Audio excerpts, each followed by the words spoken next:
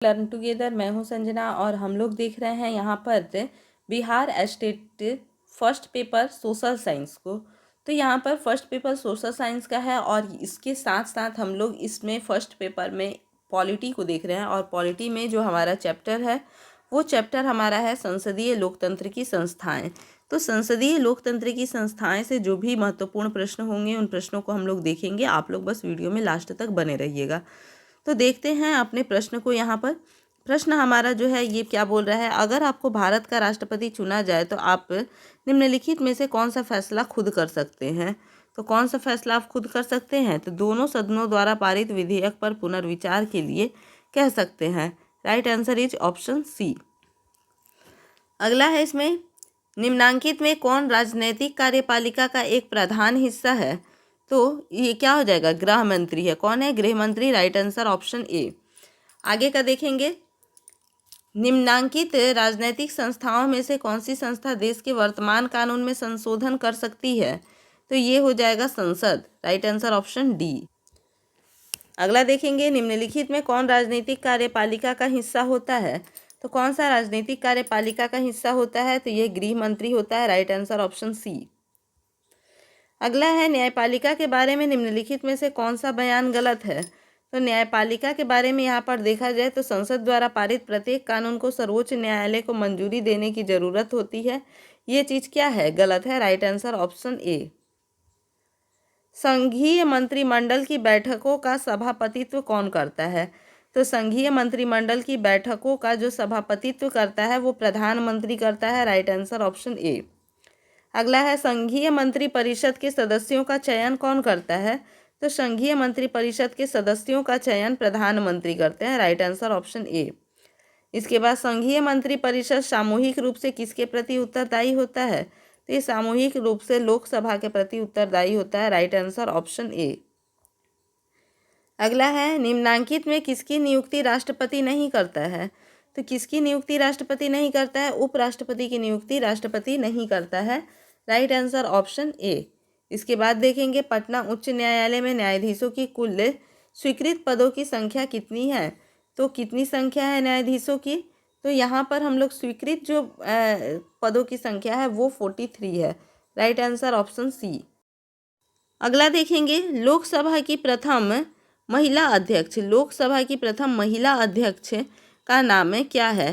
तो उनका नाम मीरा कुमार है। राइट आंसर ऑप्शन सी।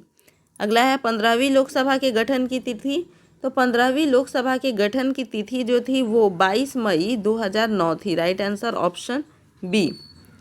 आगे है, कार्यपालिका कितने प्रकार की होती है।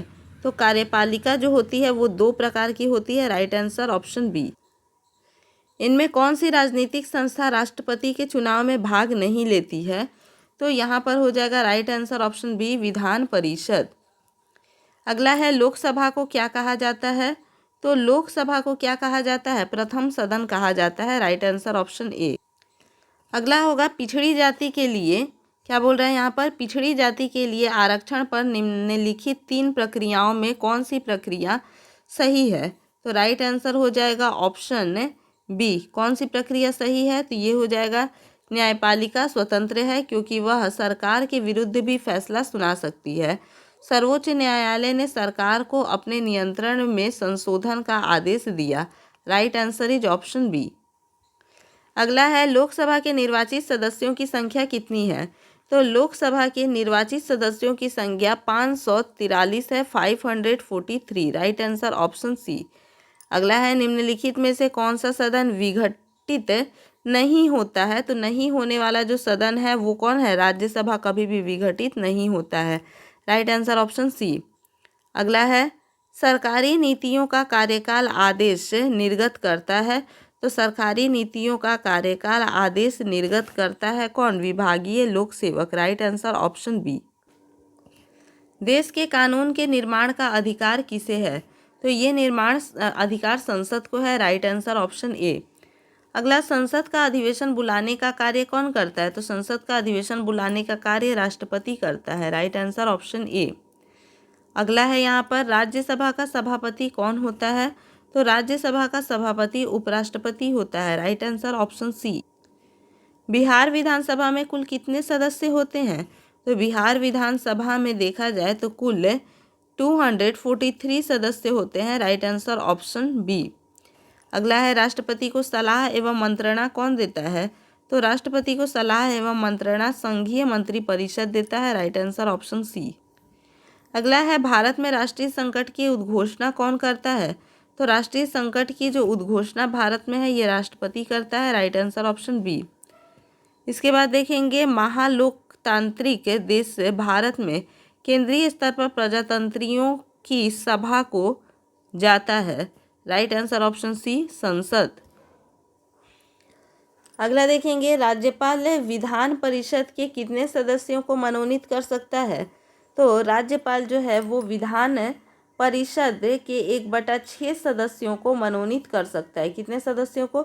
1/6 सदस्यों को मनोनीत कर सकता है। Right answer option B.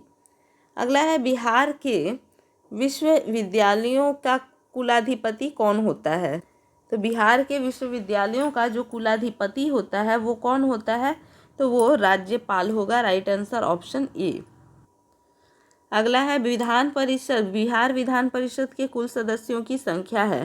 तो बिहार विधान परिषद के कुल सदस्यों की संख्या 75 है। Right answer option C. अगला है सर्वोच्च न्यायालय के न्यायाधीश अपने पद पर बने रहते हैं। तो ये अपने पद पर बने रहते हैं 65 वर्ष की उम्र तक। Right answer option D. अगला है राष्ट्रपति का चुनाव लड़ रहे व्यक्ति का नाम कितने मतदाताओं द्वारा क्रमशः प्रस्तावित एवं अनुमोदित होना चाहिए? तो ये कितने के द्वारा होना चाहिए? तो 50-50। Right answer is option C. किस संशोधन अधिनियम द्वारा सर्वोच्च न्यायालय का स्वतंत्रता पर अंकुश लगाया गया? तो सर्वोच्च न्यायालय की स्वतंत्रता पर अंकुश लगाया गया 42वें संविधान संशोधन के द्वारा। Right answer is option A. अगला है निम्नलिखित राजनीतिक संस्थाओं में से कौन सी संस्था देश के मौजूदा कानून में संशोधन कर सकती है? ये हो जाएगा राइट आंसर ऑप्शन डी संसद। अगला है राष्ट्रपति निम्नलिखित में से किसके अंतर्गत आते हैं? तो राष्ट्रपति जो है वो कार्यपालिका के अंतर्गत आते हैं। Right answer option C. अगला है संघात्मक शासन में सरकार के कितने स्तर होते हैं? तो संघात्मक शासन में सरकार के 2 स्तर होते हैं। इसके बाद देखेंगे निम्नलिखित में से किस देश में संघात्मक शासन नहीं है? किस देश में? तो ब्रिटेन में संघात्मक शासन नहीं है। Right answer option A. किसी भी विधेयक को संसद के किसी सदन से पास होने के लिए कितने वाचनों से गुजरना पड़ता है? तो कितने वाचनों से गुजरना पड़ता है? राइट आंसर ऑप्शन बी 3 वाचन से। Right answer option B. अगला है निम्नलिखित में से कौन नीतिगत निर्णय में शामिल नहीं होता है? तो नीतिगत निर्णय में शामिल नहीं होता है राजनीतिक दल। कौन? राजनीतिक दल। Right answer is option C. Bharat का राष्ट्रपति जटिल कानूनी मसलों पर किससे परामर्श ले सकता है? राइट आंसर ऑप्शन डी अधीनस्थ न्यायालय का। अगला है भारत का सर्वोच्च न्यायालय किसका निरीक्षण कर सकता है? तो भारत का सर्वोच्च न्यायालय जो है ये सर्वोच्च न्यायालय का निरीक्षण कर सकता है। Right answer option B. निम्नांकित में सर्वोच्च न्यायालय का एक सही कार्य कौन सा है? तो सर्वोच्च न्यायालय का एक सही कार्य जो है ये कौन सा है? संविधान की भावना के विरुद्ध बने कानूनों को अमान्य करार देना। Right answer option A. अगला है बिना विधायिका या संसद बने कोई भी व्यक्ति कब तक मंत्री के पद पर रह सकता है? तो ये जो है कब तक रह सकता है? तो 6 माह तक रह सकता है। Right answer option A.